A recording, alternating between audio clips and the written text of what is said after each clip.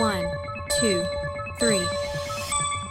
Hogan Lovells presenta Abordando Derecho, un espacio de reflexión e intercambio de ideas sobre temas jurídicos. De la mano de nuestros invitados especialistas en diversas ramas del derecho, abordamos tópicos de relevancia para la comunidad en general de forma directa y puntual.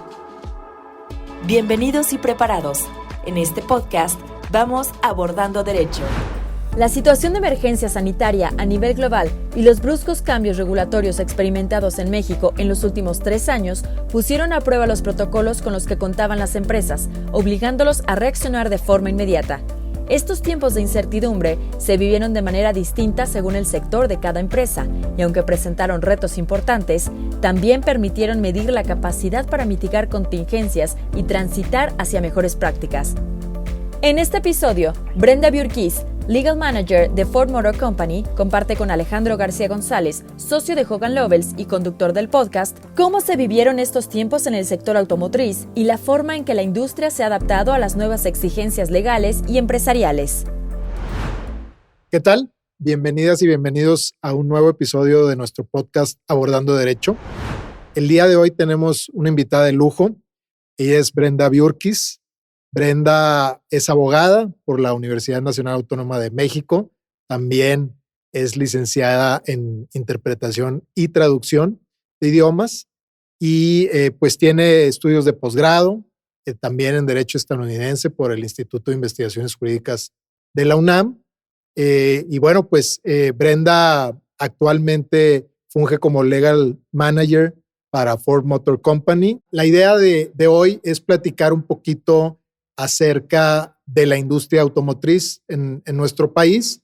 Estamos pues ya dejando atrás años turbulentos y años donde se implementaron una serie de cuestiones nuevas en el sector jurídico que no nada más tocó al sector automotriz, pero sí lo hizo de manera importante. Entonces, pues teniendo la oportunidad de platicar el día de hoy con Brenda, pensamos abordar algunos de estos temas. Brenda, bienvenida y muchas gracias por acompañarnos. Al contrario, Alejandro, muchas gracias por distinguirme con esta invitación. No, hombre, no, estamos bien contentos de veras de recibirte. Y bueno, pues si quieres, vamos a remontarnos por ahí de marzo del 2020, donde se anuncia oficialmente que había una pandemia y se implementaron una serie de acciones gubernamentales que afectaron pues a múltiples sectores, pero me gustaría que nos platicaras tú específicamente en el sector automotriz cómo se vivieron aquellos tiempos y qué fue desde el punto de vista legal, ustedes cómo tuvieron que reaccionar. Obviamente esto llegó de manera inesperada para todos. Creo que había poca o nula preparación para un evento de esta magnitud, sobre todo cuando todos pensamos que era una cuestión de semanas, ¿no? Sí. Entonces, en todos los sectores, sector educativo, sector salud, y bueno, y ni se diga en el tuyo. Entonces, platícanos qué vivieron en aquellos años, qué tuvieron que implementar y cómo lo que hicieron en aquel momento lo ves reflejado hoy, pues ya vamos para 3 años de ese evento. Pues mira, la verdad es que fue una noticia fuerte para todo el mundo. Honestamente, fue algo, como dijiste, que nadie tenía pensado que iba a suceder. Lo primero fue, pues vámonos todos los que puedan, vámonos a trabajar desde la casa, ¿no? Yo creo que una de las ventajas que nosotros tuvimos fue que ya teníamos pues un camino andado con eso, el famoso home office, ¿no? Que estaba poco implementado en México, era una práctica pues no tan común en empresas en México, y tuvimos la bondad de que nosotros sí pudimos hacerlo, ¿no?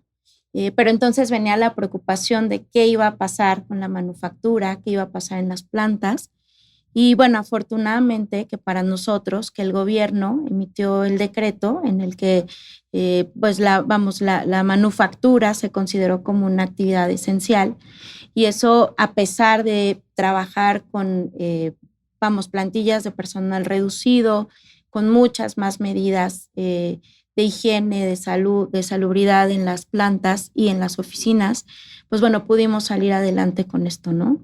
Se tuvo que, pues obviamente, pensar mucho en el bienestar de los empleados, en poner a la gente primero, en pensar en sus familias, qué iba a pasar cuando estuvieran dentro de las plantas y que hubiera un contagio. Y entonces tener como estas plantillas de personal disponibles para poder actuar cuando, hubiera un contagio generalizado, que afortunadamente pues no lo vivimos, pero por otro lado también con toda la gente que se quedó a trabajar en su casa.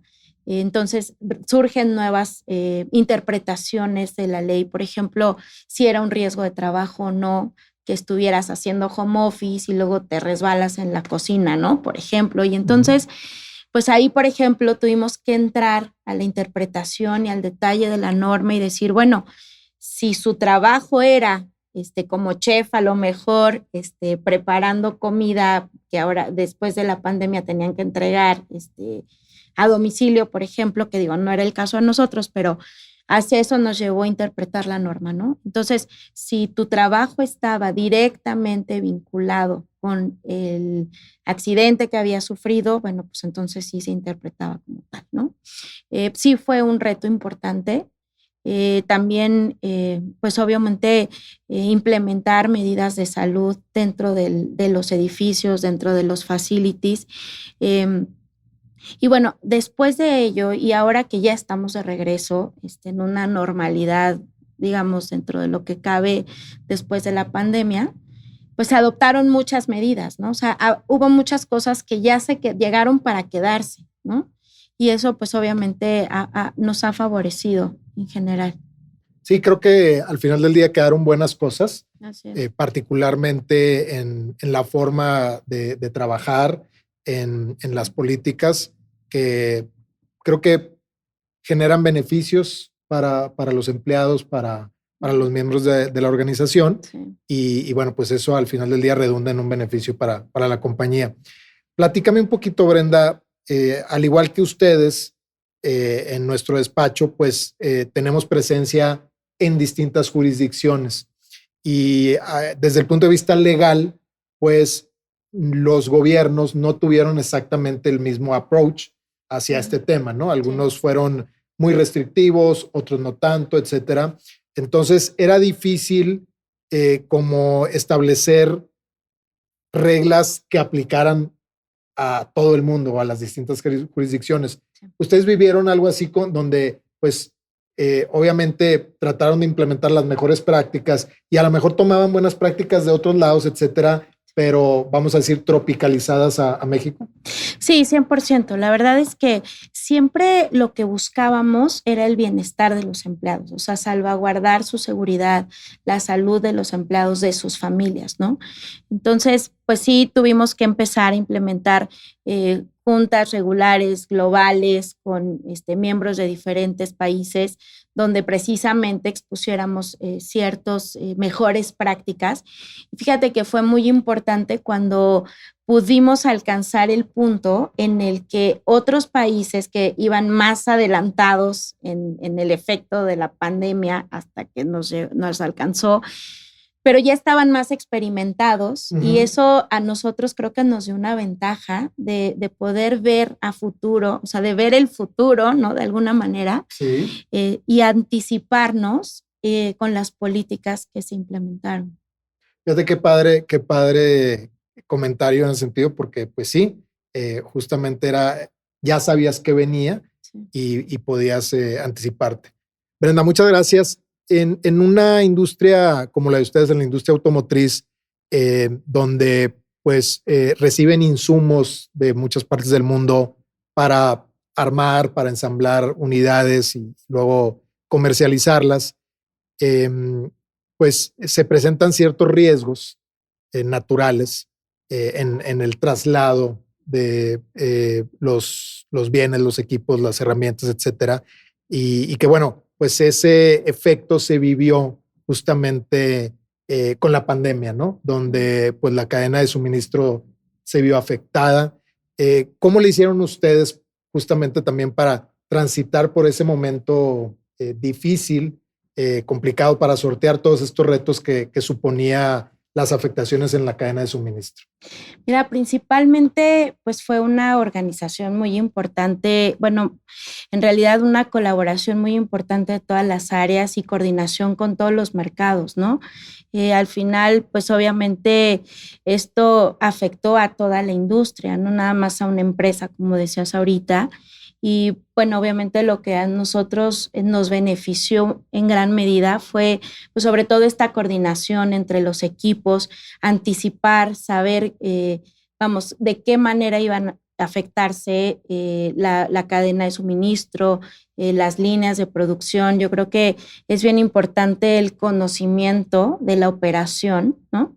Internamente, y además pues que tengas pues el equipo necesario, a la gente que esté, vamos, lista para hacer cambios en los turnos, por ejemplo, ¿no? Y yo creo que pues eso valió de muchísimo para nosotros.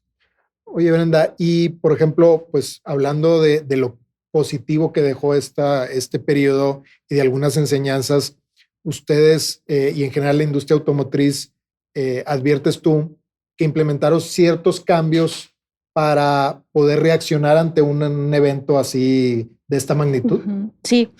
Sí, nosotros sí, bueno, desde luego que tenemos ahora un nuevo protocolo mucho más reforzado del que ya teníamos para actuar en estos casos, ¿no? Por ejemplo, pues tener toda la infraestructura de sistemas que te permitan que la gente pueda trabajar de manera remota y que por lo tanto se sostenga la operación, ¿no?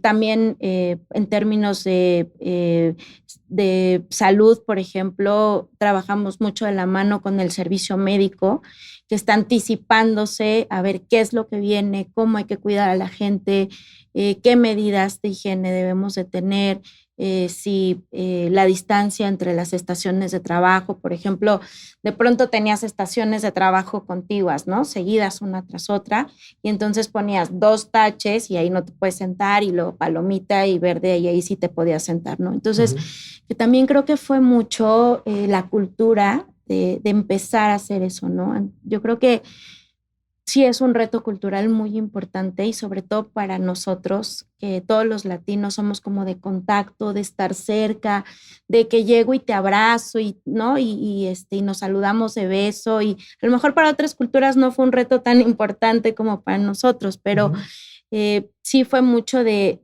pues ya no se saluden, ¿no? De mano, claro, ni de beso, menos de abrazo, y el puñito, y todos traigan el cubrebocas todo el tiempo. Y entonces también hay que pensar en que de pronto estar con el cubrebocas todo el tiempo, y luego la gente que usa lentes y se les empañan, o sea, creo que son cosas para las que ni siquiera teníamos idea, ¿no? De que nos iban a pasar, y creo que fue mucho pues irnos educando todos, hasta en tu casa, ¿no? O sea, de pronto luego, pues tenías que tomar otras medidas, y así en la oficina, ¿no? Y pues desde luego la gente en las plantas. Sí, ni lo mencionas, mi esposa, y ya se quedó eso como práctica. Sí. Llegaban las cosas, por ejemplo, del supermercado y limpiaban todo, el tema de los zapatos, etcétera, que se utilizaba en otras culturas, nosotros no, pero creo que también. Y que ahora dicen que ni servía, ¿no? Ponías el tapete y no servía de nada. Exactamente. ¿No? Oye, en otro ámbito donde seguramente ustedes también tuvieron que implementar algunos cambios, algunos ajustes, y que de nuevo son cosas que ya quedan ahí, es en la parte contractual, ¿no? Pues empezaron de repente a activarse todas estas cláusulas de fuerza mayor, de caso fortuito, cláusulas, obviamente ustedes trabajan mucho con el on time, entonces, y es para ustedes crucial dentro de todos sus procesos que todo llegue a tiempo, y aquí había pues unas disrupciones que eran absolutamente involuntarias, ¿no? Sí, entonces, me imagino que también les tocó una parte importante de renegociar algunas cosas, y a partir de ahí dejar algunos ya igual aprendizajes que se están implementando ya de manera ordinaria, ¿no? Sí, fíjate que afortunadamente nosotros ya teníamos como marco jurídico dentro de los contratos que celebramos una cláusula de caso fortuito, fuerza mayor, que cuando se hicieron y cuando se formularon, te aseguro que nadie se imaginaba que se iban a utilizar, ¿no? Claro, claro. Se estaban poniendo creativos. Claro, o sea, era el artículo menos usado del Código Civil, ¿no? Pero Entonces nos pudimos valer de eso, incluso para mitigar las contingencias y responsabilidades y obligaciones con los proveedores.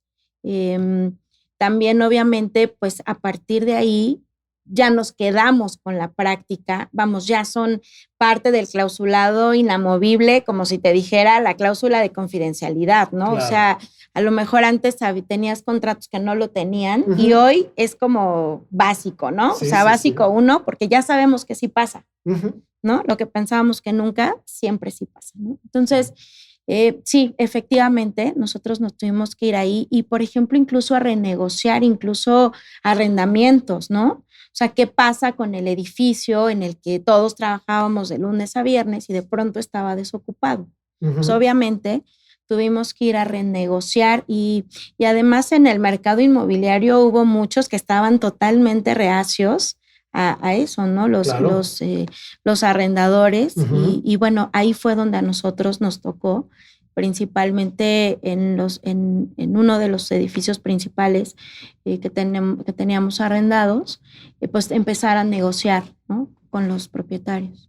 Sí, fíjate de esas cláusulas que llegan para quedarse. Yo me acuerdo en los 80s y 90s, sobre todo en contratos que tenían obligaciones denominadas en dólares, Uh-huh. donde pues no se preveía en muchos casos una posible devaluación, ¿no? Del peso frente al dólar. Entonces estaban en dólares y de repente pues venían devaluaciones brutales, Sí. donde la obligación se incrementaba de manera exponencial, ¿no? Sí. Y de ahí, a partir de ahí se empezaron a generar cláusulas que, bueno, hoy es en dólares, pero si hay una devaluación, pues lo que vamos a aceptar es más o menos el X%, el 10% como máximo, Uh-huh. y ya de ahí no va a pasar, ¿no? Sí. Y bueno, pues es justo ese aprendizaje que va teniendo la comunidad jurídica para adaptarse a estas nuevas circunstancias. Así es. Oye, pues era 2020 y empezamos con todo este escenario caótico. Poco a poco, creo que en todos los sectores fuimos encontrando la forma de seguir con los negocios en marcha, pero viene otro evento importante en el 2021, si mal no recuerdo fue por ahí de septiembre del 2021, donde entra ya en vigor la reforma relacionada con la subcontratación en México, ¿no? Sí. Que sé que tú estuviste pues también muy involucrada, estuviste en el frente de batalla, dedicando muchas horas a ese tema. Platícanos un poquito cómo se vivió en el sector automotriz, donde me imagino que había un número importante de subcontrataciones, ¿no? Sí, mira, de hecho veníamos de la anterior reforma de reparto de utilidades, ¿no? Del PTU, que también creó como un revuelo, etcétera. Y de pronto llega la de outsourcing. Y entonces tuvimos que reaccionar. Honestamente, nos dieron como tantos avisos y tantas falsas alarmas que de alguna manera pues no estábamos tan en cero. Desde el principio nosotros empezamos a revisar, desde que era como un radiopasillo la reforma, que surgió mucho, que ahí viene y te asustaban con eso, ¿no? Entonces, afortunadamente desde entonces accionamos y parte de lo que ayudó mucho fue crear un workstream de todas las áreas y las que iban a estar involucradas, por ejemplo, directamente, ¿no? Te digo, recursos humanos, compras, finanzas, ¿no? Pero de pronto tuvimos que extender ese alcance a otras áreas y entonces toda la operación estuvo representada por un SPOC, por un Special Point of Contact.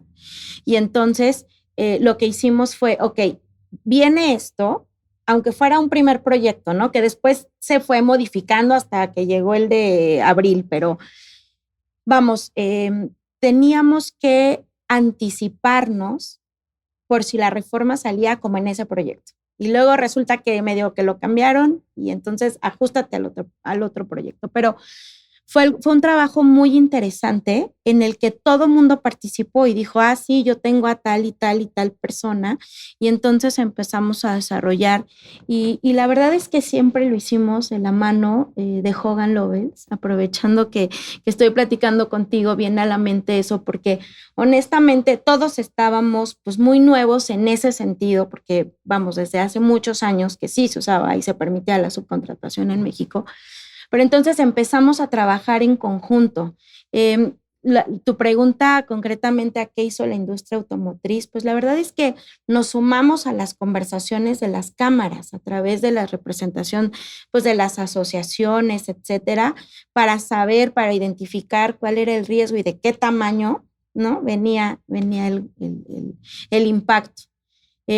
Trabajamos mucho en eso, la verdad que fue un trabajo muy importante y además que se prestaba mucho a la interpretación jurídica y yo creo que ese fue un ejercicio jurídico genuino para todos los que nos dedicamos a esta profesión, porque incluso escuchábamos los criterios de nuestros asesores legales, pues no nada más en México, en Sonora y en Guanajuato y vamos, en las entidades en las que tenemos alguna planta o algún facility y fue muy interesante llegar a un punto en el que creamos políticas que verdaderamente se ajustaban a lo que la norma nos pedía y además fue un trabajo conjunto, o sea, no te podría decir el área jurídica desarrolló un modelo, 100% no.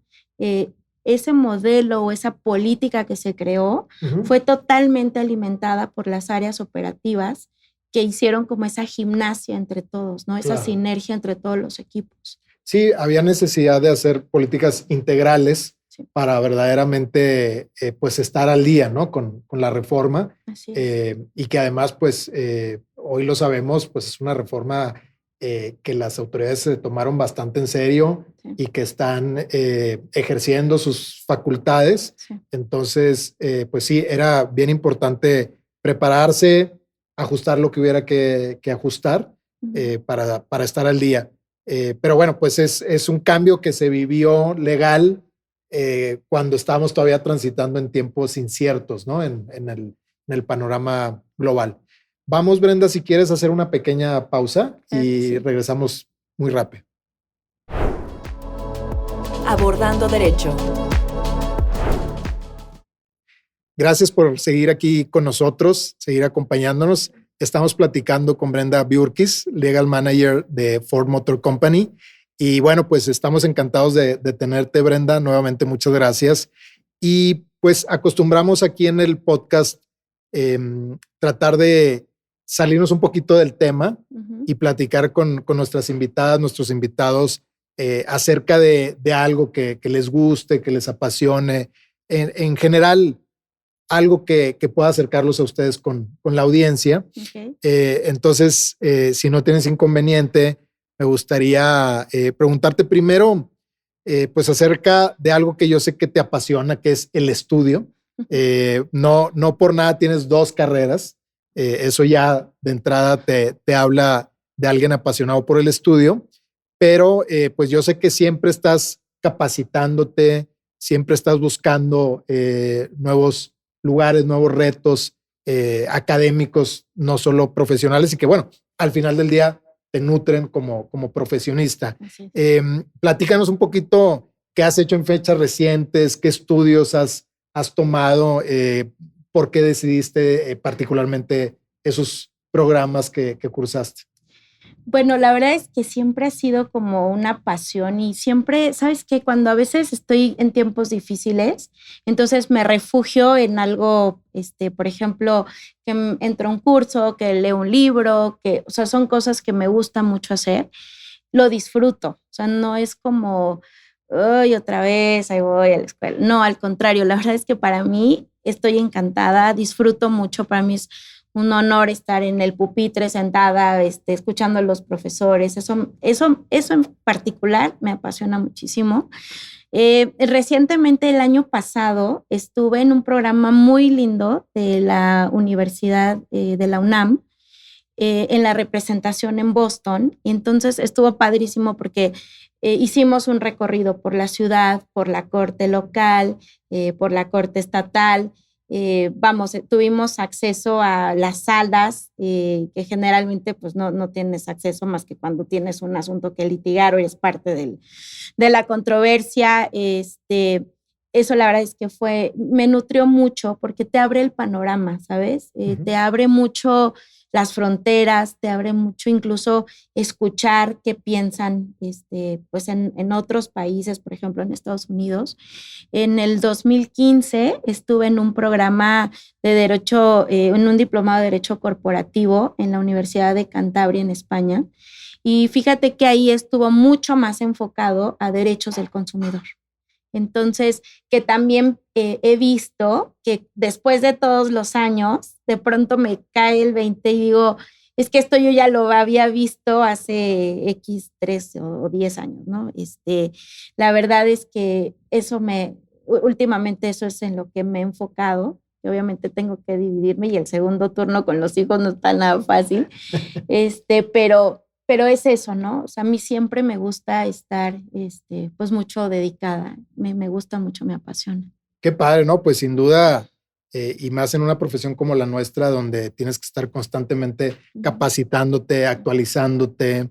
Y bueno, la gran ventaja, y hablando de algunas cosas buenas que dejó la pandemia, pues fue esta oferta importante de cursos a distancia, y que creo que también ya se van a quedar. Entonces, hoy en día, pues literalmente podemos convertirnos en alumnos de cualquier universidad del mundo sin ni siquiera trasladarnos, ¿no? Sí. Pero sí recibir todo el conocimiento. A lo mejor te pierdes esta parte de estar ahí y conocer, etcétera, pero en la parte exclusivamente académica creo que son ofertas muy interesantes. Qué padre, muchas gracias por compartir, Brenda.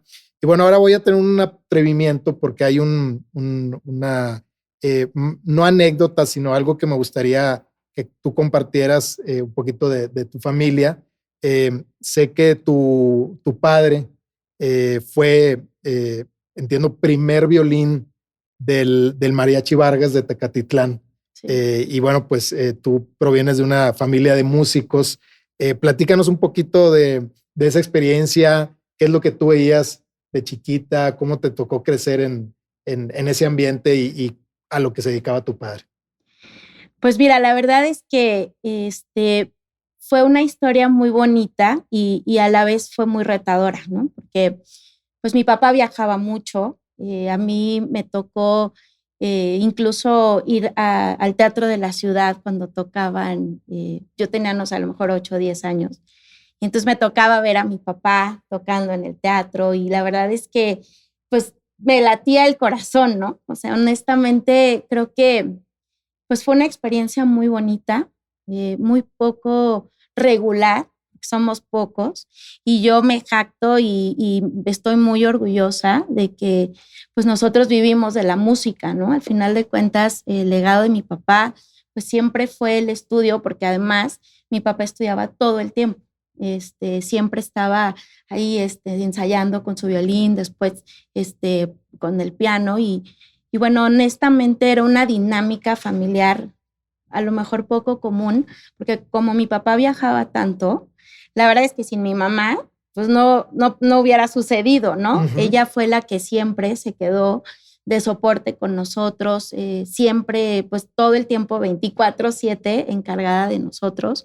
Y mis hermanos y yo decidimos incursionar en la música, a pesar de que, como dices, sí venimos de una familia de músicos, los hermanos de mi papá, todos son músicos de profesión. Y bueno, nosotros decidimos tomar otros caminos, pero sí, la verdad es que vivir en una familia de músicos, pues siempre, además que siempre hay mucha alegría, ¿no? En la casa, claro. Pero sobre todo, fíjate que yo con lo que más me quedo es con ese constante estudio y probablemente de ahí venga mi otra historia, ¿no? Pero la verdad es que para que un músico pueda destacar, pues tiene que estar estudiando todo el tiempo, ¿no? Entonces, Claro. pues la verdad es que yo además muy orgullosa y además que, vamos, la música mexicana suena en todo el mundo y todo el mundo, pues, le brillan los ojos, ¿no? Cuando escuchas Claro, algo claro. así, la verdad es que, pues, un orgullo para mí, desde luego. Sí, me imagino, qué padre, Brenda. Y bueno, pues gracias también por compartir No, hombre, este gracias a cachito ti. de tu vida con nuestra audiencia. Seguramente pues les va a encantar el que lo hayas hecho. Gracias. Vamos, si quieres, a hacer una nueva pausa para seguir con nuestra conversación. Abordando Derecho. Gracias, pues estamos de vuelta, Brenda, y pues hay creo que muchos temas que quisiera yo abordar contigo acerca del sector automotriz, que pues es un sector en constante evolución y que la parte tecnológica también, siempre hay que estar ahí a la vanguardia, siempre hay que estar con la innovación. Entonces, en ese sentido, quisiera hacerte un par de preguntas para terminar nuestra charla. Primero, el tema de autos eléctricos. Sabemos que pues hay una transición importante en el mercado orientada hacia allá. Obviamente también pues hay países que, como siempre sucede, ¿no? Hay países que van ya un poquito más avanzados o que el mercado ya asimiló esto de otra forma. Creo que en México ya estamos viendo, ya es una realidad. Entonces, ustedes en ese sentido en particular, en el segmento de autos eléctricos, ¿qué es lo que están viviendo y qué es lo que tú estás viendo desde el punto de vista legal? Mira, desde el punto de vista legal yo creo que es un reto y qué buena pregunta, porque cuando no teníamos celulares, entonces no había regulación para nada relacionada y entonces el derecho tuvo que evolucionar. Uh-huh. Yo creo que en este momento es cuando precisamente tenemos que hacer esa evolución jurídica. Naturalmente va a tener que empezar a ver como esta nueva regulación, legislaciones, porque no es nada más la composición eléctrica del vehículo, es todo lo que significa alrededor, incluso hasta el intercambio de datos, ¿no? O sea, yo creo que eso va a impactar hacia allá, vamos hacia el futuro, y yo veo muy interesante que el derecho pues, tenga que ajustarse, tenga que llegar hasta alcanzar esas necesidades de esa nueva realidad que está ya a la vuelta de la esquina. Claro, sí, como dices tú, en la parte regulatoria, pues siempre es el reto de estar al día entre la normatividad y lo que está sucediendo, ¿no? Y normalmente en esa carrera, pues siempre va adelante la realidad y luego viene la regulación. ¿Ustedes en México ya están produciendo autos eléctricos que ya no funcionan a partir de gasolina? Sí, orgullosamente ya lo estamos haciendo aquí en el Estado de México y la verdad es que la demanda de vehículos, de ese modelo de vehículos eléctricos en México producidos por mexicanos, pues ha sido aumentado en el transcurso del tiempo, que nos lleva a otras necesidades de capacidad de producción, de expansión, etcétera.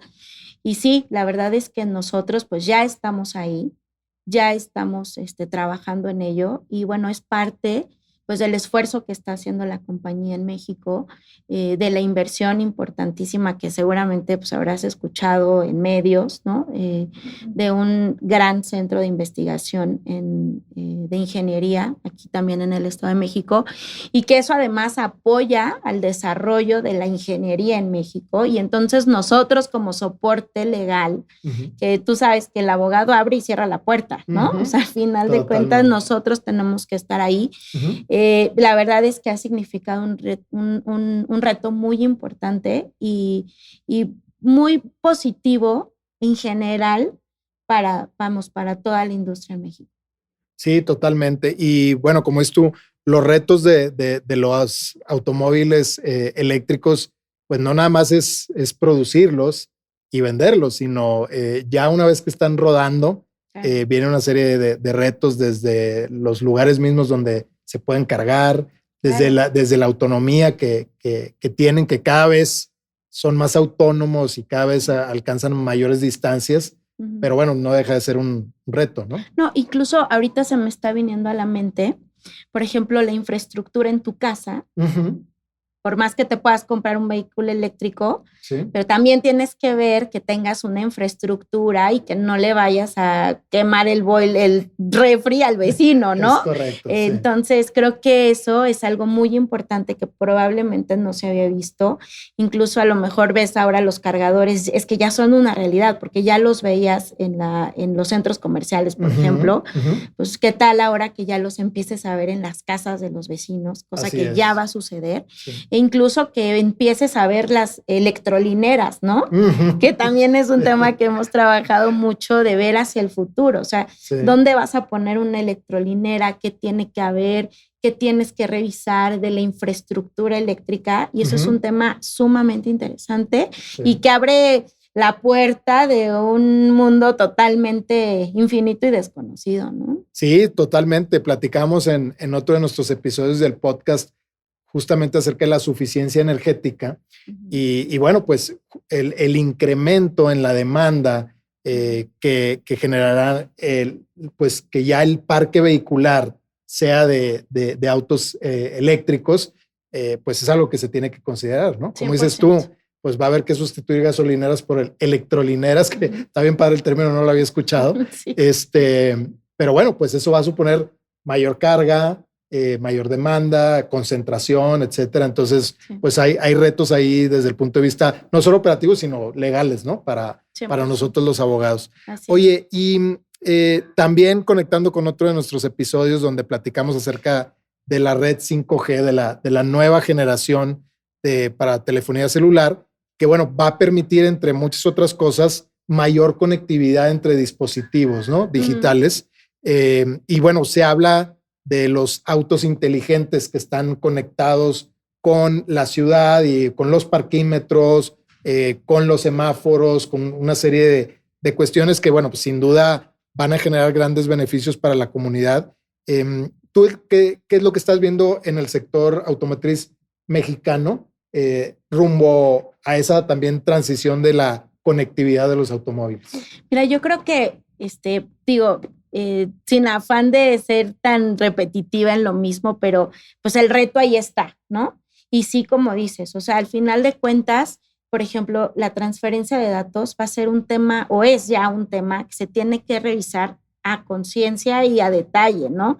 En estas nuevas aplicaciones que te va a decir en la aplicación en el celular, si ya tienes que ir al servicio, cuántos kilómetros le faltan, toda esta conectividad e intercambio de datos, yo creo que pues son parte del desafío de hacia dónde tenemos que llegar. Y sí, efectivamente, sobre todo en otros mercados que están más avanzados con ese tema y que la meta de llegar a la electrificación pues está ya más cerca, yo creo que tenemos que tomar mucho de ahí para la implementación en México, para hacer esa evolución. Yo creo que va a ser un momento, insisto, como cuando llegaron los celulares, ¿no? Cuando llegó el microondas, pues ahora, ¿qué crees? Que ya llegaron los vehículos eléctricos y conectados y así en todos los mercados, ¿no? Sí, sin duda. Pues Brenda, ha sido un verdadero placer tenerte y platicar de estos temas contigo. Y bueno, no sé si quieras comentar algo por último con nuestra audiencia o si tienes alguna red social donde estés activa y quieras que la gente te pueda seguir. Encantado de que lo compartas con la audiencia. No, pues nada más darte las gracias, Alejandro, a ti y a Hogan Lovells, que bueno, trabajo todos los días con todos, me encanta. Y la verdad es que muy agradecida del espacio. Espero poder aportar algo a la comunidad que nos escucha. Y nada, pues solamente ese agradecimiento. Y bueno, mis redes sociales, generalmente soy activa en LinkedIn. Okay. Entonces, Brenda Biurquis.